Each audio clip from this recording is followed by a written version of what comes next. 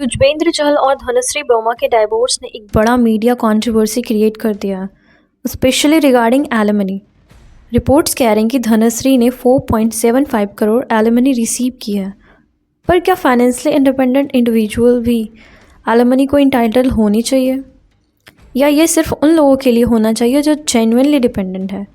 एक और बड़ा क्वेश्चन उठता है, क्या हम किसी स्पेसिफिक डाइवोर्स केस पे ओपिनियन बना भी सकते हैं या नहीं, क्योंकि हर केस के अलग फाइनेंशियल कंडीशंस और म्यूचुअल एग्रीमेंट्स होते हैं। ये डिस्कशन जेंडर वाइज्ड नहीं होना चाहिए, बल्कि एक लॉजिकल और बैलेंस्ड पर्सपेक्टिव से देखना इम्पॉर्टेंट है। क्या हम सिर्फ मीडिया नैरेटिव्स के बेसिस पे किसी भी तरफ डिसीजंस ले रहे हैं? अब चलिए एक डेप्थ एनालिसिस करते हैं और हर एस्पेक्ट को लॉजिकली समझने की कोशिश करते हैं। इंडिया में डॉरी एक क्रिमिनल ऑफेंस है और होना भी चाहिए। अगर एक लड़का शादी के टाइम लड़की से फाइनेंशियल डिमांड करे तो उससे एक्सप्लॉयटेशन माना जाता है। डॉरी के लिए लॉ भी है जो स्ट्रिक्ट एक्शन लेता है। जब एक वुमेन डाइवोर्स के बाद एलिमनी डिमांड करती है तो ये लीगली अलाउड है, क्योंकि इसका पर्पस फाइनेंशियली वीकर स्पाउस को सपोर्ट प्रोवाइड करना होता है। लेकिन जब एक फाइनेंशियली इंडिपेंडेंट वुमेन करोड़्स में एलिमनी डिमांड करती है तो ये एथिकली क्वेश्चनेबल हो जाता है। अगर एक पर्सन फील करे कि उससे फाइनेंशियली एक्सप्लॉइट किया जा रहा है तो उसके पास कोई लीगल प्रोटेक्शन नहीं होती in the case of alimony. यहाँ पर हर एक लीगल गैप है जिसे एड्रेस करना बहुत इंपॉर्टेंट है, ताकि जो सच में ज़रूरतमंद है उनको जस्टिस मिले और जो सिस्टम का मिसयूज़ कर रहे हैं उनके लिए भी अकाउंटेबिलिटी हो। तो इससे दो कॉन्फ्लिक्टिंग पर्सपेक्टिव सामने आता है। एक तरफ लोग कहते हैं कि ये कॉन्ट्रडिक्शन है, अगर शादी के वक्त डॉरी गलत है तो डाइवोर्स के बाद एलिमनी कैसे सही हो सकती है। दूसरी तरफ कुछ लोग कहते हैं कि डॉरी और एलिमनी को कंपेयर नहीं किया जा सकता। डॉरी एक फोर्स ट्रांजैक्शन है, जबकि एलिमनी एक लीगल प्रोविज़न है जो फाइनेंशियली वीकर स्पाउस की हेल्प के लिए होती है।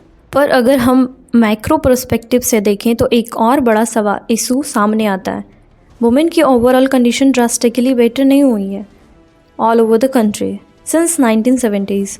हाँ, एजुकेशन, एम्प्लॉयमेंट और लीगल राइट्स के मामले में प्रोग्रेस ज़रूर हुई है, लेकिन ग्राउंड रियलिटी अभी भी कॉम्प्लेक्स है। सोशल एंड इकोनॉमिक्स बैरियर अभी तक पूरी तरह एलिमिनेट नहीं हो पाए हैं, स्पेशली उन वुमेन के लिए जो रूरल या लोअर इनकम बैकग्राउंड से आती हैं। So we can't make generalised statement that every women of our country is misusing the alimony law and every woman is a gold digger. So we can't really generalize this case with all over the women's population of our country. लेकिन एक small cross section of women है जो पुरानी पीढ़ियों से निकल चुकी है, जो फाइनेंशियली इंडिपेंडेंट है और जिनको लीगल हेल्प की उतनी ज़रूरत नहीं है जितनी उन वीकर सेक्शंस को है जो अभी भी डिपेंडेंट है या अपने हस्बैंड पर। And this is the majority part of our country. Shri Verma एक सक्सेसफुल इन्फ्लुएंसर, डांसर और डॉक्टर हैं। उन्होंने हमेशा अपने आप को फाइनेंशियली इंडिपेंडेंट बताया। तो अगर एक इंडिपेंडेंट वुमेन एलिमनी क्लेम करती हैं तो क्या ये सेल्फ रिलायंस और फाइनेंशियली इक्वालिटी के प्रिंसिपल से कॉन्ट्राडिक्ट करता है? आज के टाइम में लड़कियां भी लड़कों के बराबर अर्न कर रही हैं, कई केसेस में ज़्यादा भी अर्न करती हैं, फिर भी ज़्यादातर एलिमनी केसेस वुमेन के फेवर में ही क्यों जाते हैं? क्या ये जेंडर न्यूट्रल लीगल प्रोटेक्शन का मिसयूज़ है? यहाँ पर समंथा रूथ प्रभु का एग्जाम्पल रिलेवेंट हो जाता है। जब उनका नागा चैतन्य से डाइवोर्स हुआ, रिपोर्ट्स के अकॉर्डिंग उन्हें 200 करोड़ तक की एलिमनी ऑफर की गई थी, लेकिन उन्होंने ये लेने से मना कर दिया। समंथा का डिसीजन दिखाता है कि फेमिनिज्म का मतलब सिर्फ फाइनेंशियल बेनिफिट्स लेना नहीं है, बल्कि सेल्फ रिस्पेक्ट और इक्वालिटी को फॉलो करना भी है। अगर ट्रू फेमिनिज्म की बात करें तो क्या फाइनेंशियल इंडिपेंडेंट वुमेन को भी ये स्टैंस नहीं लेना चाहिए? क्या ये एम्पावर्ड वुमेन के लिए ये एथिकल नहीं होगा कि वो अपने फाइनेंशियल डिसीजंस और रिस्पॉन्सिबिलिटीज़ खुद ले? पर यह सिर्फ एक तरफ से देखना भी गलत होगा। ये भी पॉसिबल है कि धनश्री और चहल के बीच म्यूचुअल एग्रीमेंट रहा हो, बट अगर आप ध्यान से देखो तो यूवी ने खुद एक टी-शर्ट पहनी थी जिसमें लिखा था be your on sugar daddy. तो क्या ये एक हिडन मैसेज था? ज़्यादातर एलिमनी केसेस जो हेडलाइंस बनते हैं वो वेल्दी मैन के होते हैं, maybe they are actors, cricketers या बिजनेसमैन। इस वजह से एक परसेप्शन बन जाता है कि सक्सेसफुल आदमियों को टारगेट किया जाता है। पर क्या ये रियलिटी है? एक आर्गुमेंट ये है कि रिच मैन टारगेट्स बनते हैं क्योंकि उनके पास ज़्यादा फाइनेंशियल रिसोर्सेज होते हैं। दूसरा आर्गुमेंट ये है कि लो इनकम और middle class cases under reported होते हैं। डाइवोर्स सिर्फ रिच लोगों तक लिमिटेड नहीं है, बट मीडिया सिर्फ हाई प्रोफाइल्स केसेस को ही हाईलाइट करता है। अगर एक वेल्दी वुमेन अपने लेस अर्निंग हस्बैंड को एलिमनी दे तो क्या मीडिया उस केस को वैसे ही हाईलाइट करेगा? But I think this case itself is a very rare, so how can a media highlight this case? Atul Subhash का सुसाइड केस एक शॉकिंग और हार्ट ब्रेकिंग रियलिटी को एक्सपोज करता है। जब लीगल सिस्टम का मिसयूज़ होता है तो वो एक इंसान की लाइफ बर्बाद भी कर सकता है। रिपोर्ट्स के अकॉर्डिंग उनकी वाइफ ने फॉल्स डोमेस्टिक वायलेंस केस और लीगल प्रेशर से उन्हें मेंटली हैरेस किया।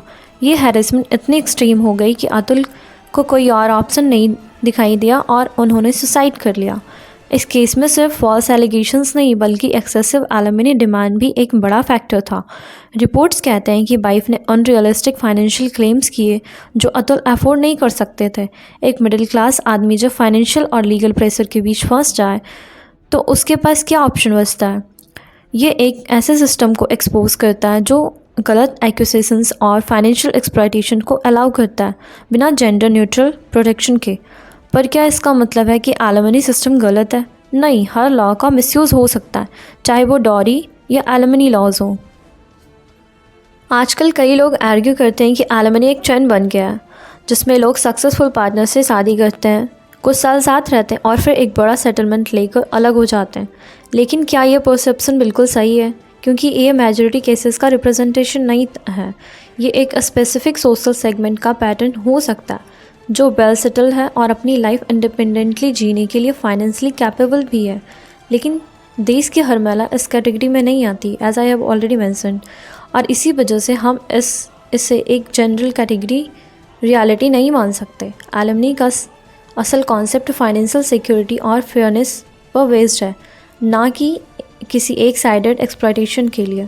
इसलिए इस डिबेट को बैलेंस पर्सपेक्टिव से देखना बहुत इंपॉर्टेंट है, बिना किसी जनरलाइजेशन किए। कुछ लोग कहते हैं कि अगर कोई फाइनेंशियली इंडिपेंडेंट है तो उन्हें एलिमनी नहीं लेनी चाहिए, and that is so true. दूसरा परसेप्शन ये है कि एलिमनी एक फेयर फाइनेंशियल सेटलमेंट है जो life style adjustment, income disparity और मैरिज ड्यूरेशन पे बेस्ड होती है। एट द एंड, चहल धनश्री का डाइवोर्स एक पर्सनल मैटर है, पर यह डिस्कशन एक बड़ा सोशल और लीगल क्वेश्चन रेज करता है। क्या एलिमनी सिर्फ नीड बेस्ड होनी चाहिए? क्या फाइनेंशियली इंडिपेंडेंट इंडिविजुअल्स को एक्सेप्ट कर देना चाहिए? So what's your take on this? If you think I am wrong, educate me. I have one perspective, you may have another. But before jumping into arguments, listen to the full context first. This is my first long form video and I have tried to cover everything as much as possible.